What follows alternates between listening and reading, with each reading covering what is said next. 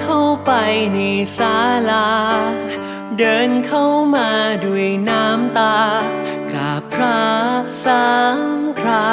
แล้วก็พูดว่าหลวงพ่อครับอยากวอนให้